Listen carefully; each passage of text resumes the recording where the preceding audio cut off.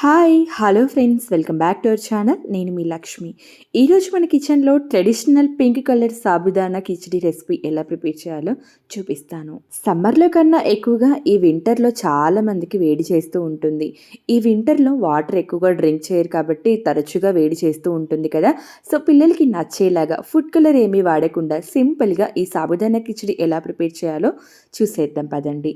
మీలో ఎవరైనా కొత్తగా మన ఛానల్లో చూస్తున్నట్లయితే వెంటనే ఛానల్ని సబ్స్క్రైబ్ చేసుకోండి. మీడియం సైజ్ బీట్రూట్ని ఇలా చిన్న చిన్న ముక్కలుగా కట్ చేసుకొని ఒక కప్పులోకి తీసుకోండి. ఇందులో ఒక కప్పు వరకు వాటర్ని యాడ్ చేసుకోండి. ఇలా వాటర్ యాడ్ చేసిన తర్వాత ప్లేట్తో క్లోజ్ చేసి ఒక అరగంట పాటు అలా వదిలేయండి. ఒక అరగంట తర్వాత మనం ఏ కప్పుతో అయితే వాటర్ తీసుకున్నామో అదే కప్పుతో ఒక 1.5 కప్పు వరకు సగ్గుబియ్యాన్ని తీసుకొని ఒక కప్పులోకి యాడ్ చేసుకొని చక్కగా 1-2 సార్లు నీట్గా వాష్ చేసి తెచ్చుకోండి. ఈలోపు అరగంట పాటు నానబెట్టిన బీట్రూట్ని ఇందులో ముక్కలు మాత్రం సపరేట్ చేసి వాటర్ని మాత్రమే కడిగి పెట్టుకున్న సగ్గుబియ్యంలోకి యాడ్ చేసుకోవాలి. ఎక్స్ట్రా వాటర్ ఏమీ అవసరం లేదు. ఎగ్జాక్ట్గా మనం ముందుగా యాడ్ చేసిన ఒక కప్పు వాటర్ కరెక్ట్గా సరిపోతాయి. ఇలా బీట్రూట్ నానబెట్టిన ఈ వాటర్ని యాడ్ చేసి ఈ సగ్గుబియ్యం మొత్తాన్ని కూడా ఒకసారి చక్కగా కలిపేసి 4 గంటల పాటు నాననివ్వండి. మిగిలిపోయిన బీట్రూట్ ముక్కలతో ఎటువంటి యూజు ఉండదు. అందులో ఉన్న విటమిన్స్ మొత్తం ఈ వాటర్లోకి దిగిపోయి ఉంటాయి. సో ఇలా అంతా మిక్స్ చేసి 4 గంటల పాటు నాననివ్వండి. 4 గంటల తర్వాత చూడండి, సగ్గుబియ్యం చక్కగా నానిపోయాయి. మంచి పింక్ కలర్లో కనిపిస్తున్నాయి కదా. సో ఇప్పుడు ఈ నానబెట్టిన సగ్గుబియ్యాన్ని పక్కన పెట్టేసి కిచిడి ఎలా ప్రిపేర్ చేయాలో చూసేద్దాం రండి. స్టవ్ మీద కడాయి పెట్టి 1 టేబుల్ స్పూన్ వరకు ఆయిల్ వేసి ఆయిల్ కాస్త హీట్ ఎక్కిన తర్వాత కొద్దిగా పల్లీలను వేసి కాస్త రంగు మారే వరకు మంటని లో ఫ్లేమ్లో ఉంచి ఫ్రై చేసుకోండి. పల్లీలు కాస్త మంచి రంగులోకి టర్న్ అయిపోయిన తర్వాత ఇందులోకి మీకు నచ్చినంత క్వాంటిటీలో కాజులని యాడ్ చేసుకోండి. అలాగే మీరు తినే కారాన్ని బట్టి పచ్చిమిర్చి వేసుకోండి. ఇందులోకి ఒక రెబ్బ కరివేపాకును కూడా వేసి చక్కగా అంతా ఫ్రై అయ్యి కాజు మంచి గోల్డెన్ కలర్లోకి టర్న్ అయిపోయేంత వరకు ఫ్రై చేసుకోండి.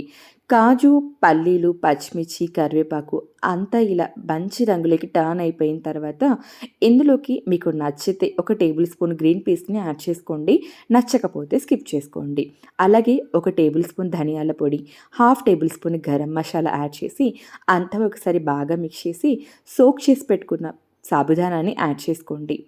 మీకు ఇక్కడ నచ్చితే కొంచెం అంత చాట్ మసాలాను కూడా యాడ్ చేసుకోవచ్చు. అది పూర్తిగా మీ ఇష్టం. ఇలా సాబుదానా యాడ్ చేసుకున్న తర్వాత మసాలా మొత్తం అంతటికి పట్టేలాగా నీట్గా మిక్స్ చేసుకోండి. ఇలా నీట్గా మిక్స్ చేసుకున్న తర్వాత మీరు తీసుకున్న క్వాంటిటీని బట్టి రుచికి సరిపడా సాల్ట్ అనేది యాడ్ చేసుకోండి. నేను తీసుకున్న క్వాంటిటీకి సరిపడా యాడ్ చేశాను. ఎగ్జాక్ట్గా ఇంత అని చెప్పడం కష్టం కదా. సో ఇప్పుడు ఇందులో కొద్దిగా వాటర్ని జస్ట్ అలా స్ప్రింకిల్ చేయండి. ఇలా వాటర్ వేసుకున్న తర్వాత అంతా ఒకసారి బాగా మిక్స్ చేసి ప్లేట్తో క్లోజ్ చేసి చిన్న మంట మీద ఈ సాబుదానాన్ని చక్కగా ఉడకనివ్వండి. అంతా మిక్స్ చేశాక ఒకసారి రుచి అనేది చెక్ చేసుకొని అవసరమైతే కొద్దిగా సాల్ట్ని అడ్జస్ట్ చేసుకోండి. ఇక్కడ నేను 5 నిమిషాల పాటు ఉడికించిన తర్వాత చూపిస్తున్నాను చూడండి. చూడటానికి ఉడకనట్లుగా అనిపిస్తుంది కానీ చక్కగా ఉడికిపోయి ఉంటాయి. ఫైనల్గా ఇందులో కొంచెం అంత కొత్తిమీర వేసేసి అంతా ఒకసారి బాగా మిక్స్ చేసి వేడివేడిగా మార్నింగ్ బ్రేక్ఫాస్ట్లో కానీ లేదా ఈవినింగ్ స్నాక్స్లో కానీ పిల్లలకి సర్వ్ చేయండి. ఇష్టంగా తింటారు. పైగా రోజు ఒకే టైప్ ఆఫ్ బ్రేక్ఫాస్ట్ తినకుండా కాస్త అప్పుడప్పుడు ఇలా డిఫరెంట్గా చేస్తూ ఉంటే పిల్లలు ఇష్టంగా తింటారు. అలాగే మంచి హెల్తీ రెసిపీ తిన్నట్లు కూడా అనిపిస్తుంది. సో ఈ ట్రెడిషనల్ రెసిపీ మీకు నచ్చినట్లయితే తప్పకుండా ట్రై చేయండి. సైడ్ డిష్గా పిల్లలకి కావాలంటే కాస్త టమాటా కెచప్తో సర్వ్ చేయండి, లేదా అల్లం చట్నీతో కూడా సర్వ్ చేసుకోవచ్చు. ఈరోజు మన కిచెన్లో ప్రిపేర్ చేసిన ట్రెడిషనల్ సాబుదానా కిచిడి మీకు నచ్చినట్లయితే తప్పకుండా ట్రై చేయండి. మీకు ఎలా కుదిరిందో కమెంట్ సెక్షన్ ద్వారా తెలియచేయడం మాత్రం మర్చిపోవద్దు. రెసిపీ నచ్చినట్లయితే లైక్ చేసి మీ ఒపీనియన్ని కమెంట్ సెక్షన్ ద్వారా తెలియచేసి ఫ్రెండ్స్ అండ్ ఫ్యామిలీ మెంబర్స్కి షేర్ చేయడం మాత్రం మర్చిపోవద్దు. మరో హెల్తీ రెసిపీతో మళ్ళీ కలుద్దాం. అంతవరకు బాయ్ మరి.